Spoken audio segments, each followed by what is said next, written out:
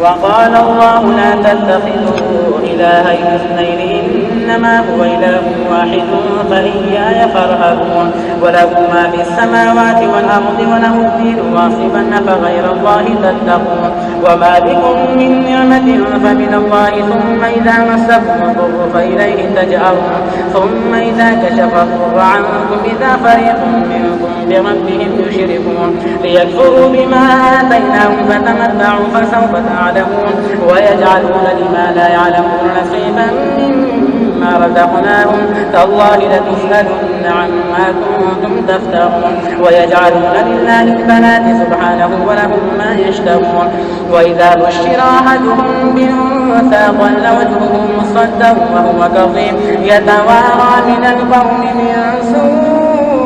ما بشر به أيمسكه على هون أم يدسه في التراب ألا ساء ما يحكمون للذين لا يؤمنون بالآخرة مثل السوء ولله المثل الأعلى وهو العزيز الحكيم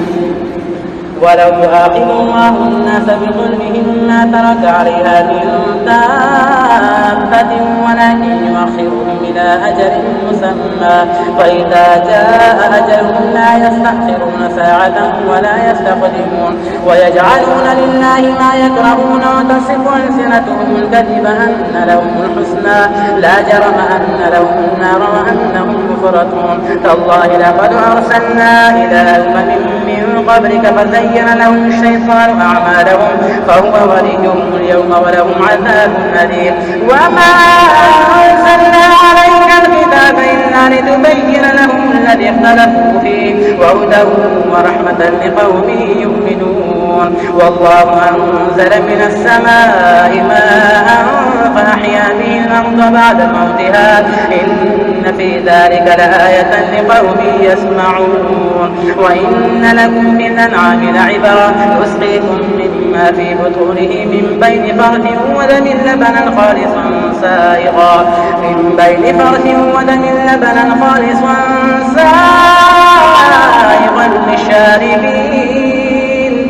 سائغا للشاربين ومن ثمرات النخيل والأعناب تتخذون منه سكرا ورزقا حسنا إن في ذلك لآية لقوم يعقلون وأوحى ربك إلى النحل أن اتخذي من الجبال بيوتا ومن الشجر ومما يعرشون ثم كلي من كل الثمرات فاسلكي سبل ربك ذللا يخرج من بطونها شراب مختلف ألوانه فيه شفاء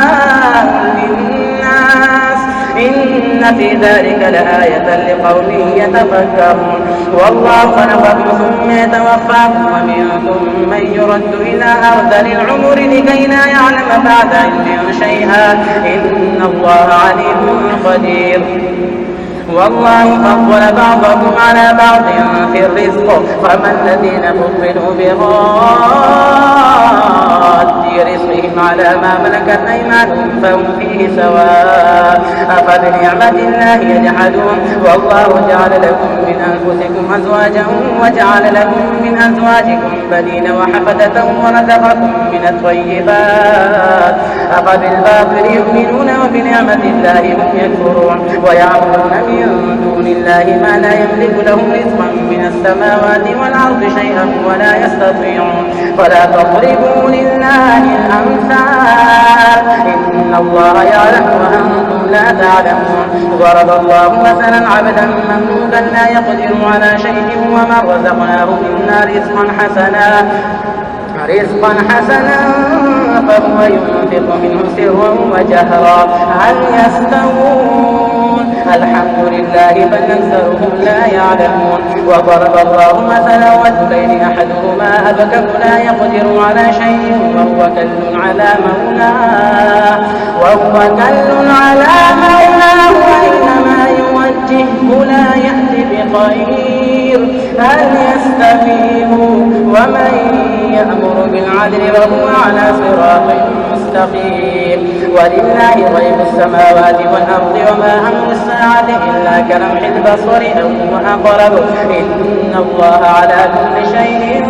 قدير والله أخرجكم من بطون أمهاتكم لا تعلمون شيئا وجعل لكم السمع والأبصار والأفئدة لعلكم تشكرون.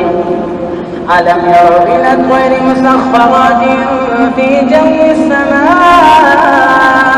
ما يمسكهن إلا الله إن في ذلك لآيات لقوم يؤمنون. والله جعل لكم من بيوتكم سكنا وجعل لكم من جلود الأنعام بيوتا تستخفونها يوم ضعنكم ويوم إقامتكم ومن أصوافها وأوبارها وأشعارها أثاثا ومتاعا إلى حين. والله جعل لكم مما خلق ظلالا وجعل لكم من الجبال أكنانا وجعل لكم سرابيل تقيكم الحر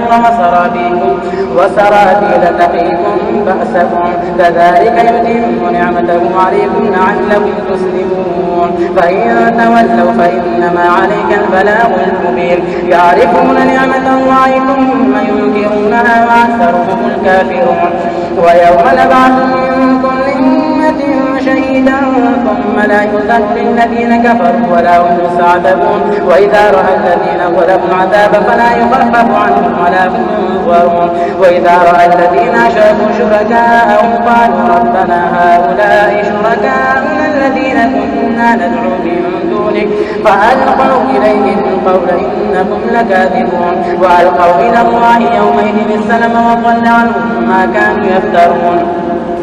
الذين كفروا وصدوا عن سبيل الله زدناهم عذابا فوق العذاب بما كانوا يفسدون. ويوم نبعث في كل أمة شهيدا عليهم من أنفسهم وجئنا بك شهيدا على هؤلاء ونزلنا عليك الكتاب تبيانا لكل شيء وهدى ورحمة وبشرى للمسلمين.